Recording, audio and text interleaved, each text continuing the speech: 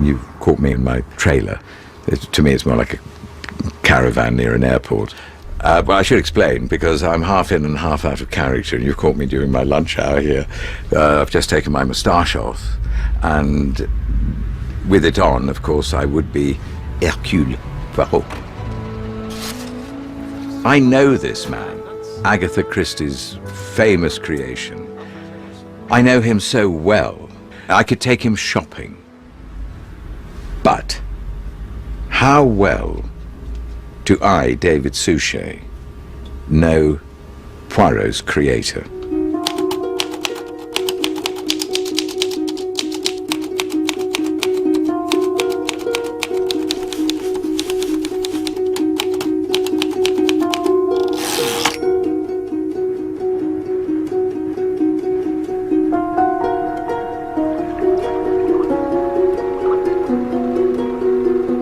Agatha Christie is the best-selling novelist of all time. Only the Bible and Shakespeare have been more widely read. So I wonder, what is it about her that makes her so good and so enduringly popular? I'm on my way to Greenway, the country retreat in Devon, where Agatha spent most of her summers until her death in 1976. I first came here 25 years ago to meet Agatha's daughter Rosalind, to celebrate me playing Poirot. Today I've come to see Agatha's grandson and my old friend Matthew Pritchard, and Matthew has offered me a rare peek into the treasure trove that is the Christie family archive. Welcome to Greenway. Thank you, thank you. Great to see you. Great to see you. After so many years. Yes. Oh, goodness me. We've got a lot of lovely things to show you. Good. Yes. I'm looking forward to it. Go into the library.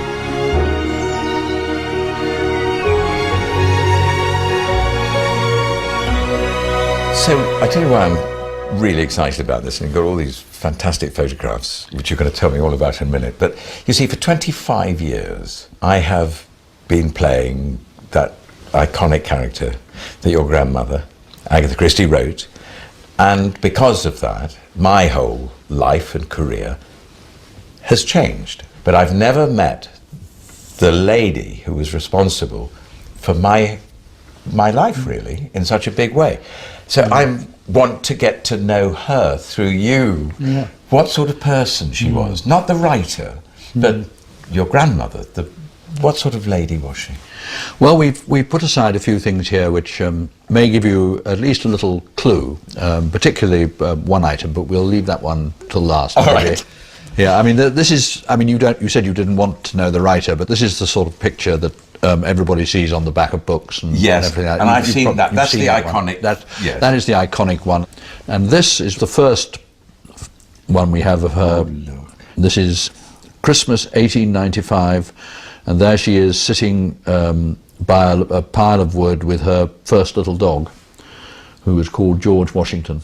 Oh. And she had this extraordinary curiosity and huge appetite to learn. Nobody's ever seen this before outside the family, I think I'm right in saying. It's called The Cowslip. So this is a poem. There was once a little cowslip and a pretty flower too. But yet she cried and fretted, all for a robe of blue. Now a merry little fairy, who loved a trick to play, just changed into a nightshade, that flower without delay. The silly little nightshade thought her life a dream of bliss, yet she wondered why the butterfly came not to give his kiss. And she wrote that April 1901, Agatha Miller, aged 10. Yes. Wow, what a lovely thing to have there, Matthew. Upstairs, Matthew had another treat for me. Home movies never before seen outside the family. Oh look, there's Rosalind.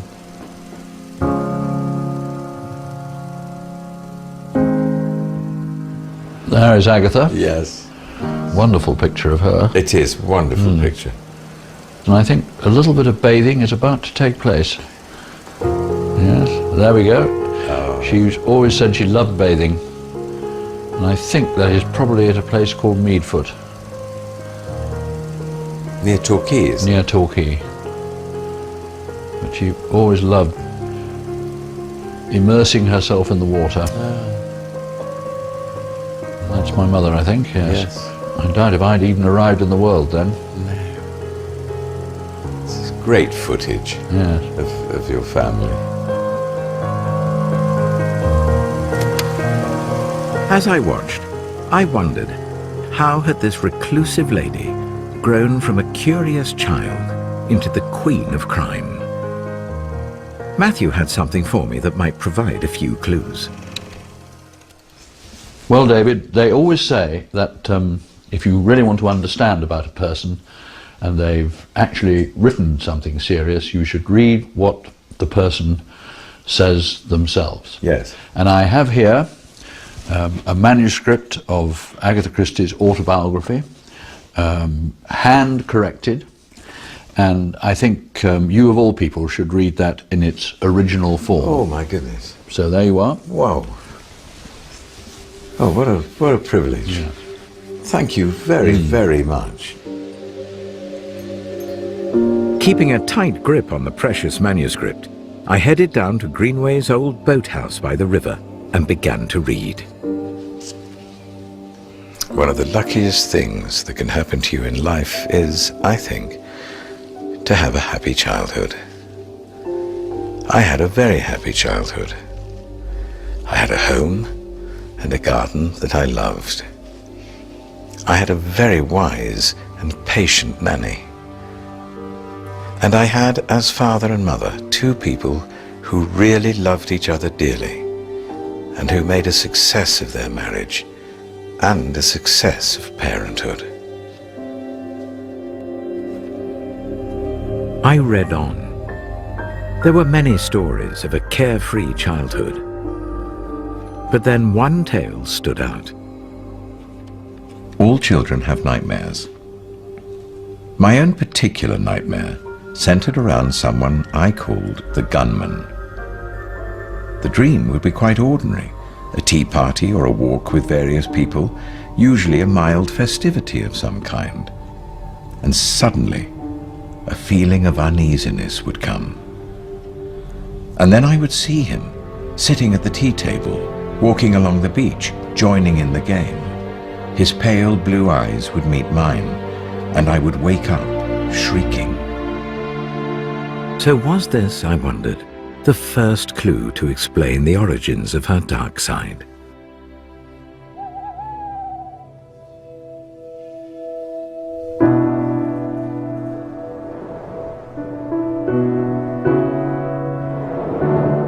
This is Blackpool Sands in Devon, one of Agatha's favourite spots. I've come here to meet her biographer, Laura Thompson. Well, because Agatha loved the sea, and she loved to swim, even when she got quite an old lady. She really got a kick out of swimming. Yeah, Matthew showed me some wonderful home movie of her running into the sea and having a terrific time swimming and floating. Hello. Hello, sweetheart. Hello, darling. And she loved dogs, of course.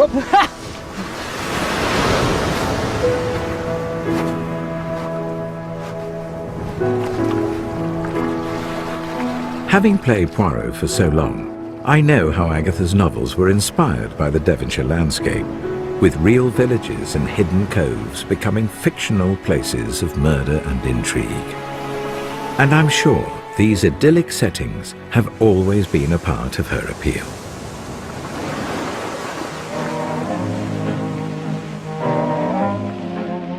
We headed off to Torquay. It was here in this genteel town on the English Riviera that Agatha Miller was born in 1890.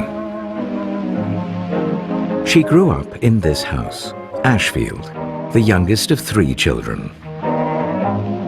If her nightmares about the gunman had been unusual, I needed to know whether there was anything else about her childhood that might have influenced her life and work. She was an interesting child. She was a complicated child, inevitably, because she was so clever. And she was hugely imaginative. The house Ashfield, which was a lovely house. She would dream that the gardens were infinite, or she would dream that there were rooms in there. You would open a door and there were all unknown rooms in there. She always had that sense of a world beyond. And I think that worked very well for developing her particular gifts. People often ask me what made me take up writing. And many of them, I fancy, wonder whether to take my answers seriously, although it's a strictly truthful one. You see, I put it all down to the fact that I never had any education. Although I was gloriously idle, I found myself making up stories and acting the different parts. And there's nothing like boredom to make you write. Well, her mother, Clara, you know, they had a fantastically close relationship. I think she was the most important person in Agatha's life. But she decided that Agatha shouldn't read, shouldn't be allowed to read until she was 8. That's extraordinary. It was a whim. To hear that today. I know, it was mad. It was a whim. It was just something she decided. That was what she was like. She was sort of impulsive. And of course, Agatha, being incredibly bright, took no notice, taught herself to read. Did she have a class? I mean, in the sense that there was a class system, where would she find herself? The interesting thing about Agatha is that she was innately cosmopolitan. And she was half American. Her father was born in New York. She had a side to her that wasn't what we think of as this very English, supremely English being we think of her, don't we? Yes. But actually she wasn't quite like that. In her autobiography, Agatha writes that her father's death when she was 11 symbolized the end of her childhood, and it also brought considerable financial strain to the family. I wonder if that's why in over half her novels, money is the prime motive for murder. I learned that despite the hardships, society demanded that life went on. Finishing school in Paris was followed by a whirlwind of invitations and social engagements in Torquay, and her official coming out in Cairo, which inspired a first attempt at a novel, Snow Upon the Desert. But more important was the promise of romance. I think the phrase she used, we were like fillies kicking up our heels in a field.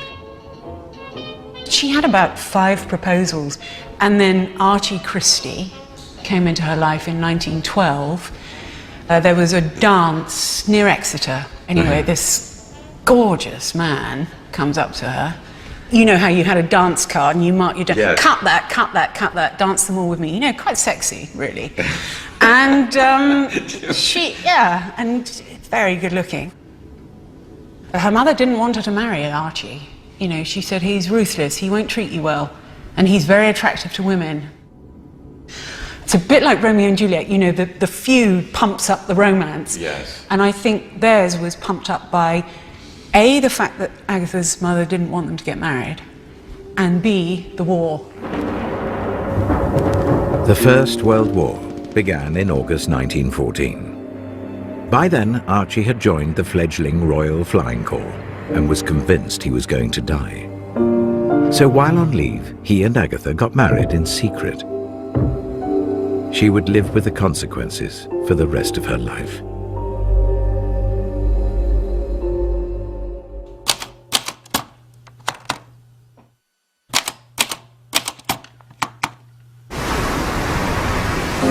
In 1914, the newly married 24-year-old Agatha Christie hadn't published a single novel. But what was happening to this young woman's life at the outset of war was to lay the foundations of her future literary career. From the photographs that we have of Agatha Christie, the famous one is that of an elderly lady, and one always imagines Agatha to always have been an elderly lady. But it's lovely to read this time of her life, when it was all beginning as a young woman in Torquay before she became a writer. With her husband Archie fighting in France, Agatha volunteered as a nurse in Torquay, treating wounded soldiers brought back from the front and helping out in the operating theatre. For a well-to-do young woman, it was an often shocking experience. First time I went, it was a stomach operation, and it was made you feel very ill to look at it, and I began to shake all over. But everything in life one gets used to. It was during this time that Agatha came into contact with Belgian refugees, and it was an encounter that sparked her imagination, leading to the creation of her character Hercule Poirot. It was in 1916 that Poirot made his debut on the page, when Agatha began writing her first detective story. She called it The Mysterious Affair at Styles. I've come to Dartmoor with Agatha's biographer Laura Thompson to find out more. So Dartmoor, I mean, Agatha used to come an awful lot as a young woman, young girl, and also this is hugely important because this is where she worked out an awful lot of her first book. Really? Mysterious Affair at Styles, yes. Her mother sent her to stay here. She said, unless you go away, you won't finish the book.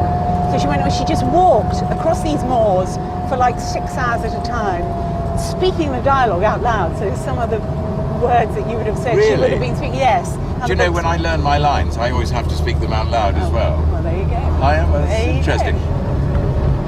Which it was rather brave of her to come out to an area like this, because the climate can change in a second, can't it? It really can. You can feel the sort of sinister lowering waiting to happen. Yes. But she liked that. She liked that fed her imagination as well as the beauty of Devon, the sinister side. Yes.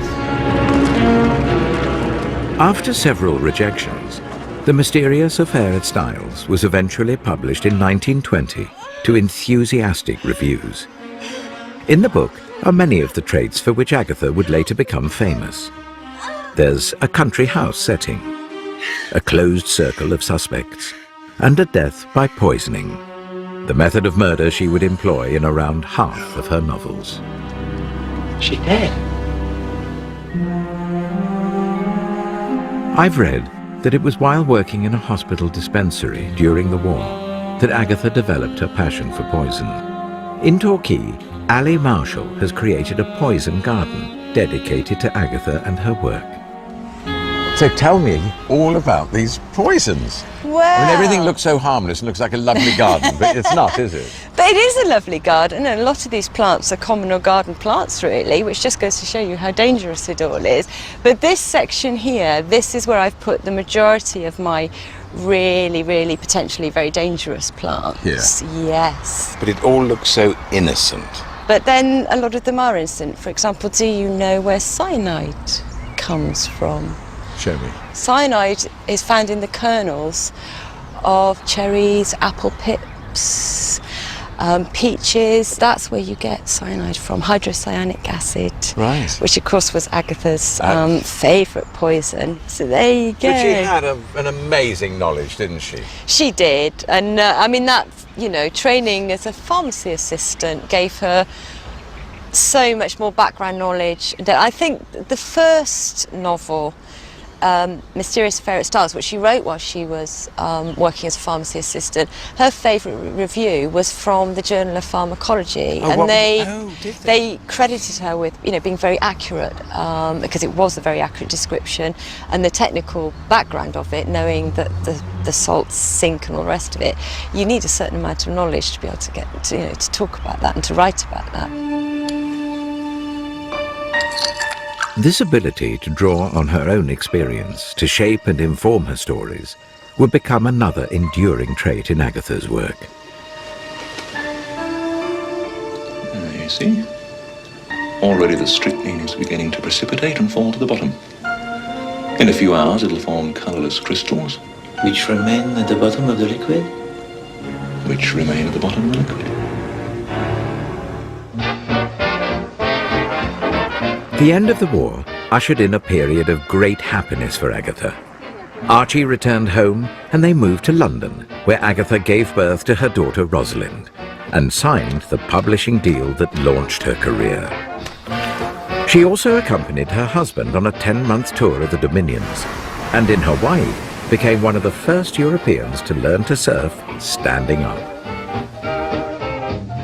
Then, in 1925, they left London for Sunningdale, where Agatha bought her first car, a Morris Cowley. It was, she later wrote, an experience as fulfilling as meeting the Queen. This adventurous period in her life culminated in a story I know well. In the Poirot novel, The Murder of Roger Ackroyd, her decision to cast the narrator of the story as the murderer broke all the rules of crime fiction, cementing her at the heart of the golden age of the genre. And so it would seem that at this point in Agatha Christie's life, everything was going absolutely wonderfully. But in her autobiography, we learned that everything was about to change. The next year of my life is one I hate recalling. As so often in life, when one thing goes wrong, everything goes wrong. I needed to know what had gone wrong in Agatha's life, so have come to the golf course at Sunningdale to meet historian and Agatha Christie fan Bettany Hughes. I'm hoping she has some of the answers. On the face of it, things are going very well. Her books are published, she's got money coming in, she's got this lovely young daughter, Rosalind, she's got Archie. But you just get the sense that beneath the surface there are cracks beginning to develop. I think Archie was probably very damaged by the Great War, you know, physically and emotionally. And then his eyes start to wander, and there's this very attractive, curvaceous, dark young woman called Nancy Neal who crosses Archie's path. Yes. And he starts to spend a lot of time with her, on the golf course actually. They come and play golf together. And then she has a terrible time. Her mother, her darling mother, dies. Whom she was so fond. So attached to. And it's Agatha's job to clear out the old house. So you have to imagine her there, dismantling her childhood, really, all those childhood memories that she's wrapping up or having to throw away, and she's down there on her own. And then Archie turns up and announces that he's having an affair and he wants a divorce. Agatha was devastated. What happened next was so extraordinary, it was like the plot from one of her own novels. On the evening of Friday the 3rd of December 1926, Agatha said goodbye to her sleeping daughter Rosalind, then drove off into the night. The following morning, her Morris Cowley was found abandoned at a spot called Newlands Corner near Guildford. Her coat and driving licence were on the back seat, but Agatha was nowhere to be seen. In a near identical come, we've come to see the place for ourselves. So we know that she got this far because the police report the following day reported having found this car, yes, but abandoned. I mean, can you imagine? It's bleak enough as it is now, isn't it? Yes. And so remote, it's not near anywhere. No. Bettany had unearthed some early police reports that I hoped would shed some light on her disappearance. The lady disappeared under circumstances which opened out all sorts of possibilities. She might have been wandering around with loss of memory over that vast open country around Newlands Corner, or she might have fallen down into one of the numerous gravel pits that abound here, because there's little tons just a bit further down the lane there, and lying helpless in agony. Or she might, as was strongly suggested to the police, have been the victim of a serious crime. Well, my goodness me. Yeah. This is an extraordinary place to come. It is. I mean, don't you think, coming here, this feels like a chosen place? I mean, it doesn't feel like she's ended up here It doesn't randomly. seem random at all. I mean, you can't see this from the road, so it must be foreknowledge. Yes. I mean, you can imagine. It caught the public imagination. Almost immediately, it became headline news. Aeroplane search for missing novelist. For missing novelist, and then it's on page 3. Plane scours Downs for lost woman novelist. All-day hunt by 300 men with dogs. Yeah. This is huge. It's huge. It's huge. And look, Silent Pool dragged again. They've got I think we've got some pictures of that. So there. Look at them. I know. Searching. They're all searching. I mean, I don't know whether the numbers are right, but some people said that there were 15,000 who came to look for her. You know, because if anybody knows that people like a mystery, it was Agatha Christie. But then I discovered the truth. It lay in a hotel in the spa town of Harrogate. And so now I find myself on the train going to Harrogate and hoping to find some answers to the mystery of her disappearance. On the 4th of December 1926, Agatha arrived at this hotel and signed in under the surname Neal, the same name as Archie's mistress, and here she remained for the next 10 days. In the meantime, the search for her continued unabated.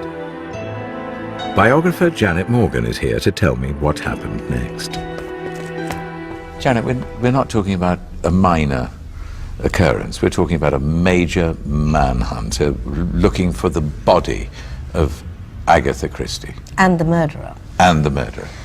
It was an extraordinary story.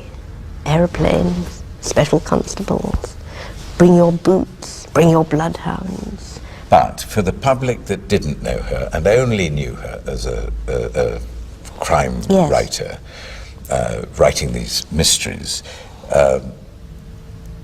huge theories developed. So what were some of the theories after her disappearance?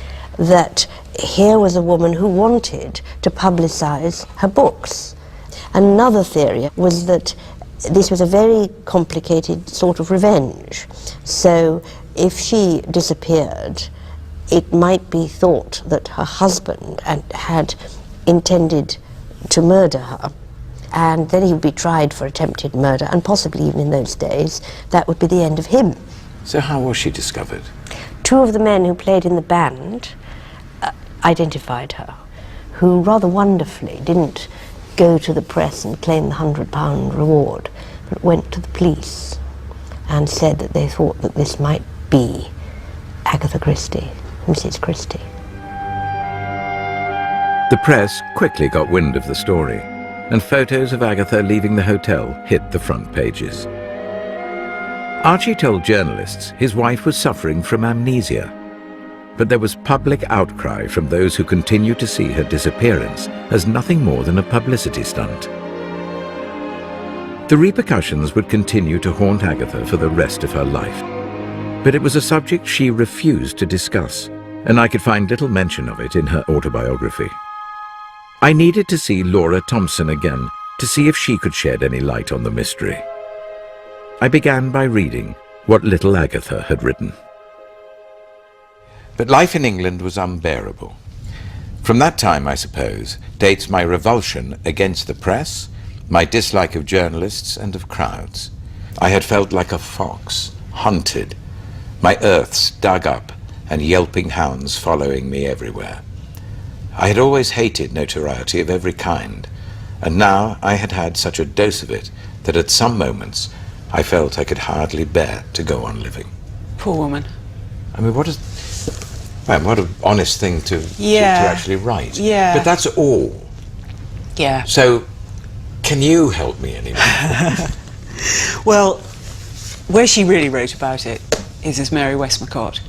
And this book... So you're saying she let it out in a novel? She did. She did. She really did. These Mary Westmacott novels, which are not particularly well known, there are 6 of them. She wrote them between 1930 and 1956. So when she's at the peak of her powers as a detective fiction writer, she's writing the absolute opposite of those books, you know, which are neat and tidy, everything's resolved, everything's, you know, that little catharsis at the end of the world restored to itself. Yeah. These Westmacotts are the exact opposite. Everything's churned up, everything's emotional, everything's unexplained. She's digging deep into herself, trying to understand everything that puzzles her in real life. And she's writing these really rather, they're not as accomplished as the detective fiction, but they're incredibly powerful, and they are probably the best clue to her that you're going to find. Under a pseudonym? Yes, protected by the pseudonym. So her disappearance will always remain a mystery or not? It's a mystery in the sense that we would never know what was going on in the poor woman's head, what anguish she went through. It's not a mystery in the sense that in the emotional context we kind of know. And of course, everything she did to get that man back determined that she would never get him back, because a private tragedy became this public sensation. And I think that's as good as explanation as you're going to get, really. Agatha and Archie were divorced in 1928. In Harrogate's Turkish spa, I reflected on what I'd learned. It must have been a dreadful period in Agatha's life. I imagine most of us have got to the stage where you can't think straight anymore, and you get that tight band around the head. I know I have.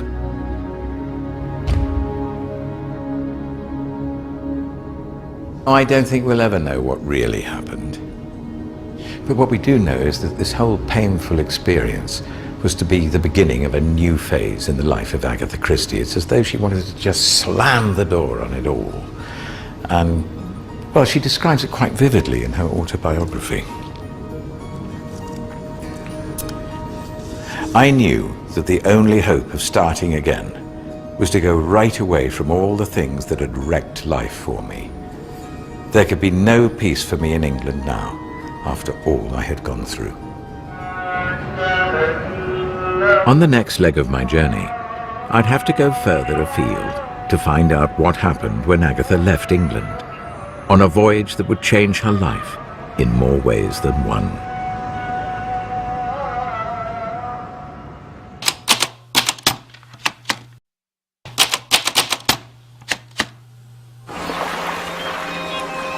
Istanbul, a city where it said that East meets West. In 1928, following her divorce from Archie, Agatha Christie was craving adventure, so on a whim came to Istanbul on the Orient Express en route to Baghdad. It marked the beginning of a love affair with the East that would last for over 40 years, one which would have a profound effect on her life and writing. And it was her use of exotic locations in stories like Death on the Nile and Murder on the Orient Express that really set her apart from her contemporaries. I'm meeting Barbara Nadel, otherwise known as the Queen of Turkish crime writing. Though born in London, most of Barbara's stories are set in Istanbul, and her novels have been strongly influenced by Agatha Christie. Hi, David. Hello. Nice to meet you. Hoş geldiniz. Welcome to Istanbul. Please come in. Barbara took me to Circuitry Station, where both Agatha and Poirot once boarded the Orient Express. I wanted to know more about this period in Agatha's life and the effect it had on her readers back home. What was your introduction to Agatha Christie? We had her books at home, so I just picked them up when I was a kid and started reading them and thought, oh, these are good. And when you're quite a young child, you don't think too much about it. No. But as I got older, I started reading more crime fiction. But I always went back to Agatha Christie because I think, apart from anything else, one of the extra dimensions that she brings to crime fiction that was so extraordinary at that time was you've got this sort of English coziness about it, but you've also got this edge, not just in terms of the plots, but and her sort of psychological development of the characters, but also the edge of she went abroad. You know, she set mysteries in places like Iraq and Egypt. And these were places that, I mean, at the time Britain had an empire, so British people were aware of these places. But they didn't go to these places unless they went with the army. But I mean, that was a different thing. So interesting. Yes, yes, it is. Yeah, she's a lot more fascinating than, you know, I think people get this idea, oh, little English lady. She was a hell of a lot more than that. Yes. She was a real adventuress. It was on that trip that Agatha went to her first archaeological dig, and she was fascinated by it. And it was through this new interest that she was introduced to a young archaeologist called Max Mallowan, who became the love of her life. This is how Max remembered their meeting. The Woolies, who were rather imperious people, ordered me to take her on a conducted tour over a large part of Iraq, and this I did with pleasure. But it was on that journey that I realized that she would make, as I thought, a wonderful companion in life. We were stuck in the sand, and she took it all in her stride with the utmost good humor. Agatha and Max were married in September 1930, and throughout her life she regularly accompanied him on digs to the east, the sights and sounds ever inspiring the plots and locations of her stories. Poor little beggar. About 6 years old, I'd say. Sent into the next world with nothing but a little pot and a couple of bead necklaces. Well, perhaps that is all any of us need, Mademoiselle Johnson.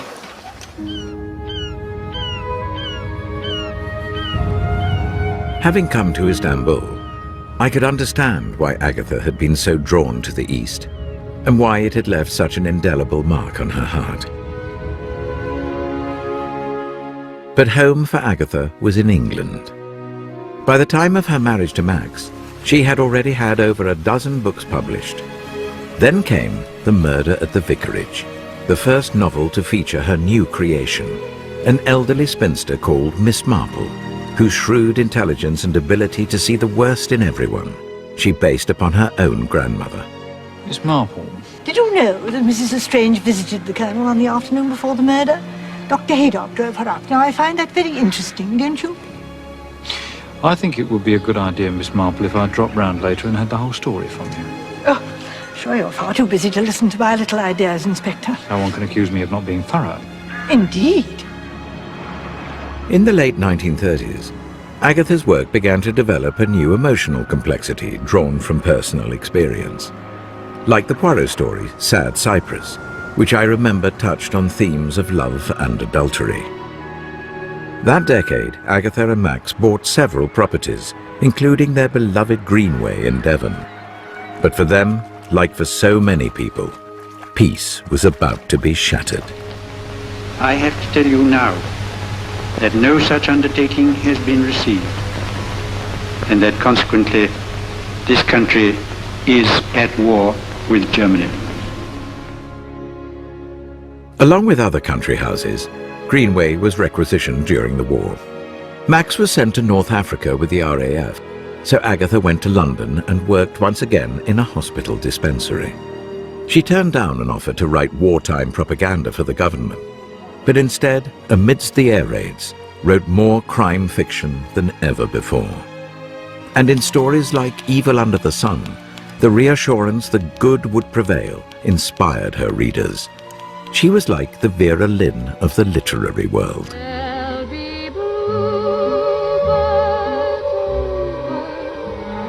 I've come to watch a wartime propaganda film with one-time air raid warden Elaine Kidwell. Does this bring back memories for you? Look, yes. air raid shelter. Yes. Apparently I was the youngest warden in the United Kingdom, but that's because I lied about my age. They said, how old are you, Elaine? I said, 17 and 2 months.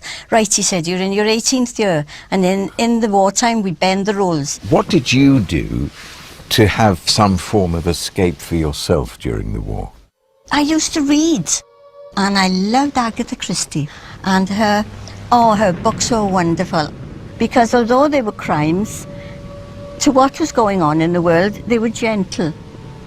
And I know what was so funny was, if little boys got to know about Poirot, they would be trying to walk like him, you know, because he was a hero, you know, because he worked things out and he had justice for everyone. She had justice for everyone in every one of her books, didn't she?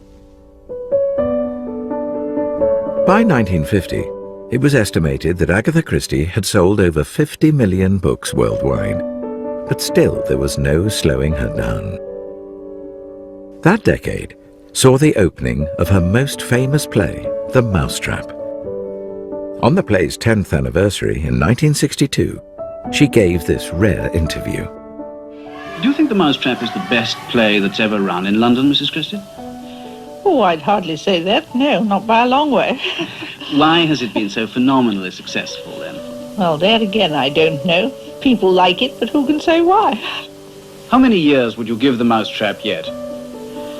I wouldn't like to prophesy. I wonder what she'd think if she knew it was still running today. The 1960s were the age of the paperback writer, and in a highly competitive market, cover design was becoming quite literally a work of art. In 1962, artist Tom Adams entered into a unique creative partnership with Agatha Christie that resulted in over 100 paperback cover paintings.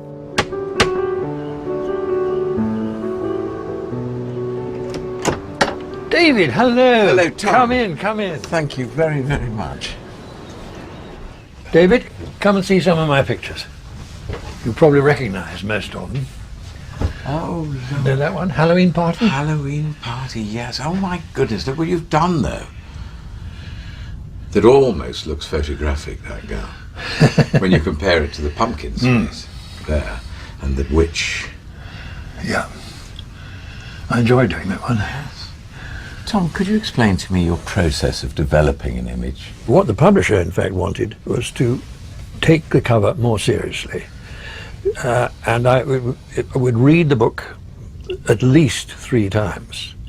I would actually make notes, do sketches, underline certain passages, certain objects, which, if possible, would be true to the story, but not necessarily illustrate the story. An object which would symbolize or represent a theme in the book. And so the first one I did was A Murder is Announced. That was in 1962. So, and I've been doing them, well, up to the last one, which was Miss Marple's Final Cases, about 20 years later. But you obviously love it, don't you? I do love it. And I do. The extraordinary thing is that I really love Agatha Christie's work. I mean, when I first started doing her covers, like everybody else, you know, we all have read Agatha Christie's from time to time, but I didn't think too much. You know, they were. She herself never claimed them to be great works of literature. No. But as I got to read more and more of them, I realised what a great writer she is. Did you ever meet Agatha Christie? No, I didn't. But in retrospect, I'm quite glad I didn't meet her, because I then got to know her more intimately through her work. Yes. Whereas if I'd met her, she would have had to say, well, I don't like this cover very much. And I would have had to, you know, either defend it or else be worried that she didn't like some of them. Yes. So I think in the end it was quite a good thing that I didn't meet her. I think I have a very similar reaction. Yes. I've always said I wished I had met her, and on so many, many levels, I do wish I'd met her. Yeah. But my own vanity as an actor would have been terrified to have been, and most upset to have been told, oh, I didn't like you in that story.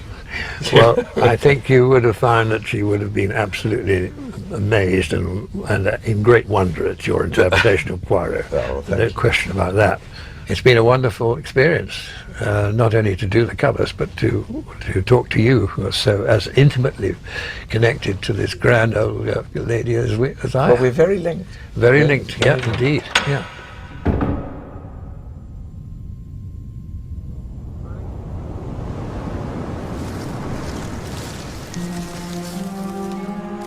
Since the publication of her first book back in 1920, Agatha Christie has remained enduringly popular.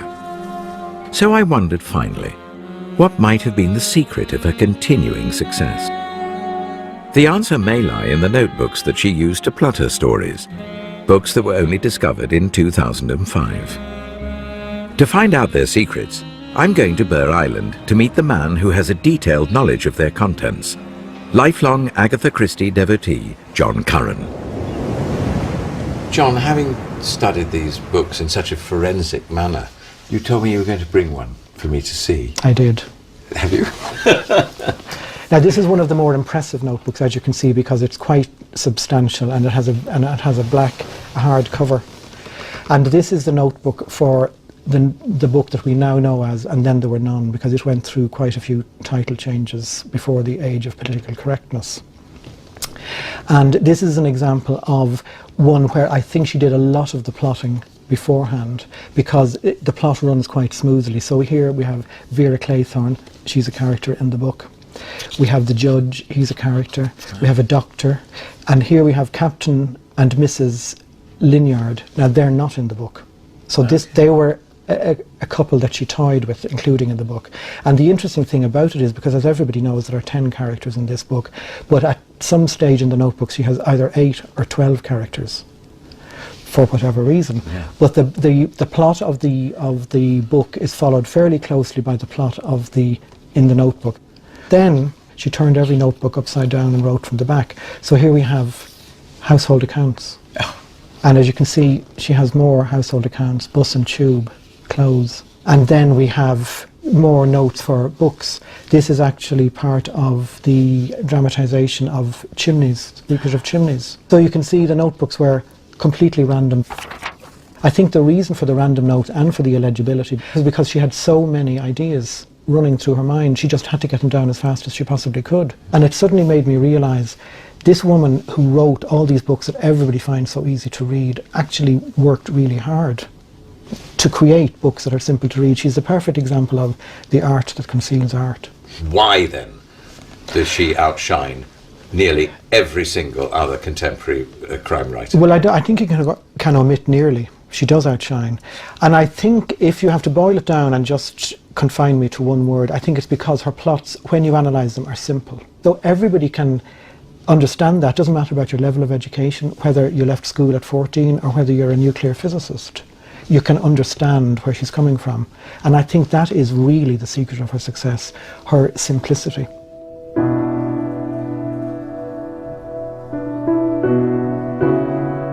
Dame Agatha Christie died peacefully at home in 1976 at the age of 85.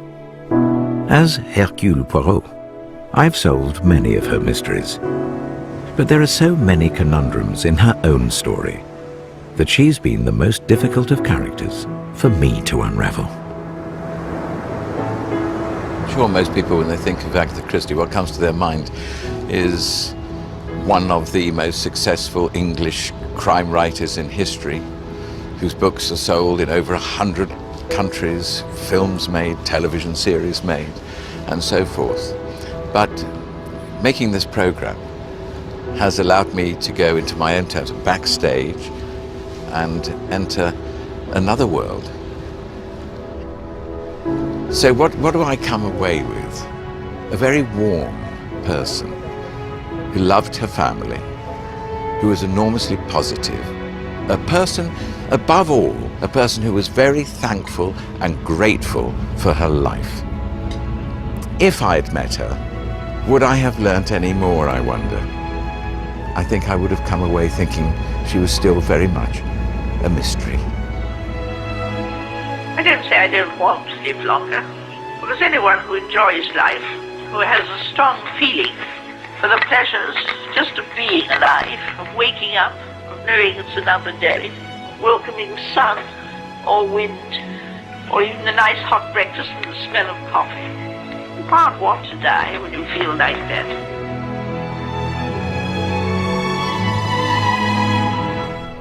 And Perspectives continues next Sunday when actor Warwick Davis tells the true story of the 7 dwarfs of Auschwitz. Well, with St. Patrick's Day nearly over for another year, we keep the celebrations going tomorrow night with a brand new series, James Nesbitt's Ireland, at 8.